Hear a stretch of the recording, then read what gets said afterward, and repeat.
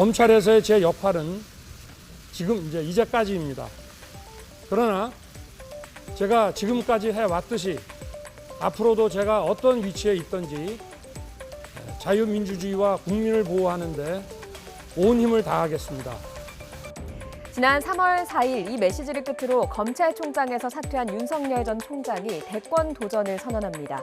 시간은 6월 29일 화요일 오후 1시, 장소는 윤봉길 의사 기념관입니다. 시간과 장소의 선택을 놓고 여러 가지 해석이 나오고 있는데요. 정치인들, 특히 대권 주자들이 만나는 사람과 향하는 장소는 메시지만큼 큰 의미가 부여되기 때문입니다. 지난 3월부터 지금까지 넉 달에 가까운 시간 동안 윤 전 총장의 발길은 어디로 향했을까요? 되짚어보겠습니다. 사퇴 후 윤석열 전 총장은 다양한 분야의 전문가들과 비공개로 교류했습니다. 물밑 대선 수업을 이어가고 있다는 분석이 나왔습니다. 2달여 동안 두문분출하던 윤석열 전 총장, 5월 17일에 서울대 반도체 연구소를 견학한 후에 기념사진으로 모습을 드러냈습니다.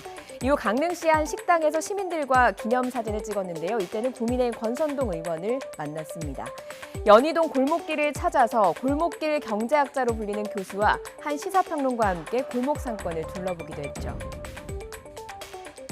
모종린 교수 같은 경우는 윤 총장님이 모종린 교수님 방송이나 책을 보시고 평소 흠모에 오셔서 직접 연락하셔서 만나게 된 걸로 압니다. 윤석열 전 총장님이 제가 SNS에 올리는 글이나 또 방송 활동하는 영상 등을 다양한 경로로 봐서 저를 알고 계셨다 하시더라고요. 이렇게 5월에 시동을 건 윤 전 총장의 정치 행보는 사실상 현충일 전날인 6월 5일에 국립서울현충원을 참배하면서 출발했습니다.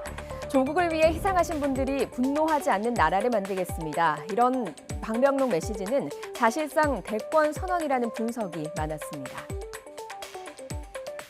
6월 5일과 현충일 당일 군에서 불행한 참사를 겪은 두 사람을 연이어 만나기도 했습니다.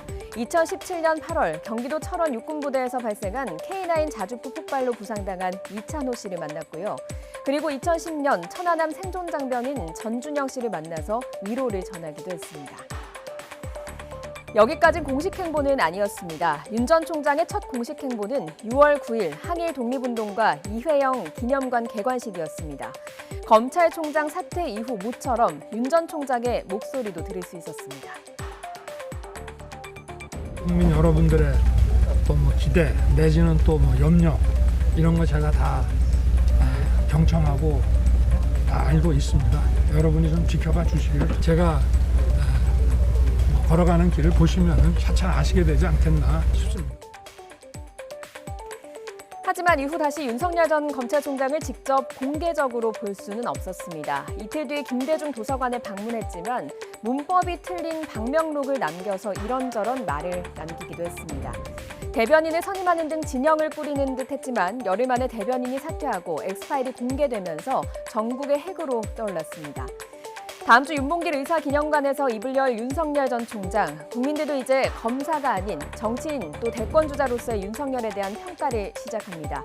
대선 후보로서 윤 전 총장에 대한 본격적인 검증의 시간이 다가오고 있습니다.